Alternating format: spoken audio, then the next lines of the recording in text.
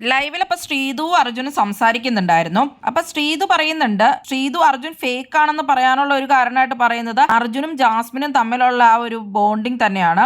അർജുൻ ജാസ്മിനായിട്ട് കുറച്ച് അടുത്തതായിട്ട് കാണുന്നുണ്ടല്ലോ, അപ്പൊ അതായിരുന്നു ശ്രീതുവിന് ഒരു പ്രശ്നം. അപ്പൊ അർജുൻ പറയുന്നുണ്ട്, ഞങ്ങൾ ഒന്നാമത് ഒരു ടീമാണല്ലോ, അത് മാത്രമല്ല അവളും ഒറ്റയ്ക്കായിരിക്കും, ഞാനും മിക്കവാറും ഒറ്റയ്ക്കായിരുന്നു, നീ എനിക്ക് സ്പേസ് തരുന്നേ ഉണ്ടായിരുന്നില്ല, ഞാൻ നിന്റെ പുറകെ ഒരുപാട് പ്രാവശ്യം അന്നത്തെ ദിവസം വന്ന് നീ ഫുൾ എന്നെ അവോയ്ഡ് ചെയ്യുമായിരുന്നു, പിന്നെ ഞാൻ തന്നെ ഇരിക്കുമ്പോൾ അവളും തന്നെയായിരിക്കും, അപ്പൊ അവൾ എന്നോട് വന്ന് മിണ്ടാറുണ്ട്, അല്ലെങ്കിൽ എന്നോട് എന്താണെന്ന് ചോദിക്കാറുണ്ട്, പിന്നെ നമ്മൾ തമ്മിൽ എന്തെങ്കിലും പ്രശ്നമുണ്ടെന്ന് എന്നും തന്നെ ചോദിക്കാറുണ്ട്. അപ്പൊ അങ്ങനെയൊക്കെ അവൾ മിണ്ടാൻ വരാറുണ്ട്. പിന്നെ ഇവിടെ എപ്പോഴും ഒറ്റയ്ക്ക് പോയിരുന്നാലും എല്ലാവരും വന്നിട്ട് ചോദിക്കുക എന്തായിരിക്കും പറ്റിയെന്നൊക്കെ ഉള്ളത്. അപ്പൊ എന്തെങ്കിലുമൊക്കെ ആരോടെങ്കിലും മിണ്ടിക്കൊണ്ടിരിക്കാൻ പാടില്ലേ. പിന്നെ ഞങ്ങൾ അങ്ങോട്ടും ഇങ്ങോട്ടും ചുമ്മാ തമാശയാണ് പറയുന്നത്, ഞാൻ കുറച്ച് ചളി പറയും, അവളും ചളി പറയും, ആ ഒരു വൈബാണ്, ഒരു ബാക്ക് ബെഞ്ചർ വൈബാണ് ഞങ്ങൾക്കിടെ ഇടയിലുള്ളത്, അല്ലാണ്ട് പ്രത്യേകിച്ചൊന്നുമില്ല. നിനക്ക് തോന്നുന്നുണ്ടോ നീ പോയി ഇപ്പൊ ആ ഒരു സ്പേസിലേക്ക് എന്നൊക്കെ തോന്നുന്നുണ്ടോ എന്നൊക്കെ ഉള്ള രീതിയിൽ അപ്പൊ അർജുൻ പറയുന്നുണ്ട്. എന്നിട്ട് ശ്രീതു പറയുന്നുണ്ട്, പിന്നെ ഒരു കാര്യം എന്ന് വെച്ച് കഴിഞ്ഞാൽ ശ്രീതുവിന് അപ്പൊ ഈ സിജോയും സായും അർജുനും ഒക്കെ ഇരിക്കുമ്പോ പലരും പുറത്ത് പോകണം എന്നൊക്കെ പറഞ്ഞ് പ്ലാൻ ചെയ്യുന്നുണ്ടല്ലോ. അപ്പൊ ശ്രീതു ചോദിക്കുന്നുണ്ട്, പലരെയും തൂക്കി പുറത്താക്കണമെന്ന് നിങ്ങൾ പ്ലാൻ ചെയ്യാറുണ്ട്, അതിൽ എന്നെയും തൂക്കി പുറത്താക്കാൻ വേണ്ടി പ്ലാൻ ചെയ്തിട്ടുണ്ടെന്ന് ഞാൻ അറിഞ്ഞിട്ടുണ്ട്. അപ്പൊ ആ പ്ലാൻ ചെയ്യുന്ന ടീമിൽ അർജുൻ ഉള്ളത് ഇതിനൊരു പ്രോബ്ലം ആയിട്ടാണ് ശ്രീതു പറയുന്നത്. അപ്പൊ അർജുൻ അങ്ങനെ പുള്ളിക്കാരിനെ പുറത്താക്കാൻ വേണ്ടി പ്ലാൻ ചെയ്യണേലും നിൽക്കുവാണോ എന്നുള്ള രീതിയിലൊക്കെയാണ്. ഞാൻ അവർ വിളിക്കുമ്പോൾ ചിലപ്പോൾ പോവാറുണ്ട്, ഇടയ്ക്കൊക്കെ വിളിക്കുമ്പോൾ, പക്ഷെ ഞാൻ എപ്പോഴും അതിലേക്ക് ചർച്ചയിലേക്കൊന്നും അധികം ഇൻവോൾവ്മെന്റ് ഒന്നും കൊടുക്കാറില്ല.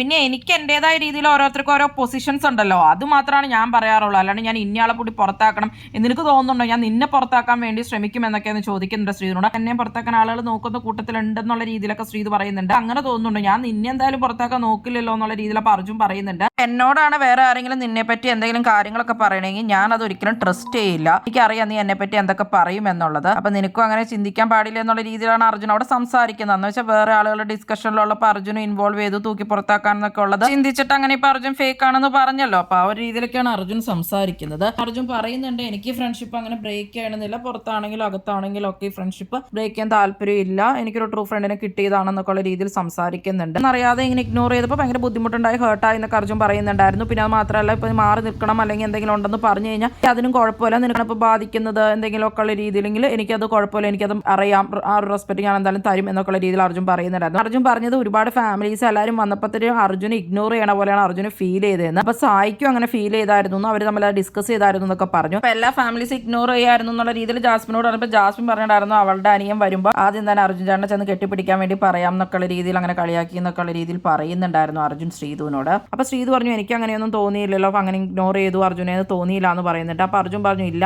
എന്നെ ഇഗ്നോർ ചെയ്തിട്ടുള്ള പോലെ എനിക്ക് തോന്നി എന്നൊക്കെ പറയുന്നുണ്ട്. വരുന്ന ഫാമിലീസ് ഇഗ്നോർ ചെയ്യുന്നു, നീയും ഇഗ്നോർ ചെയ്യുന്നു, പിന്നെ ഞാൻ ഒറ്റയ്ക്കായിരുന്നു, അപ്പോഴാണ് ജാസ്മിനോട് മിണ്ടി എന്നുള്ള രീതിയിലൊക്കെ കഴിഞ്ഞിട്ട് ശ്രീധുവിനോട് സംസാരിച്ചിട്ടുണ്ട് അർജുൻ. ശ്രീധു ഈ രണ്ട് കാര്യങ്ങളാണ് അർജുനോട് പറഞ്ഞത്, അല്ലാണ്ട് അമ്മ വന്ന കാര്യമൊന്നും പറഞ്ഞിട്ടില്ല. അമ്മ പറഞ്ഞൊരു കാര്യം ശ്രീധു അങ്ങനെ പറയുന്നതായിട്ട് കണ്ടില്ല അർജുനോട്. അതും കാണുമായിരിക്കും ശ്രീധുവിന്റെ ഉള്ളിൽ എന്തായാലും.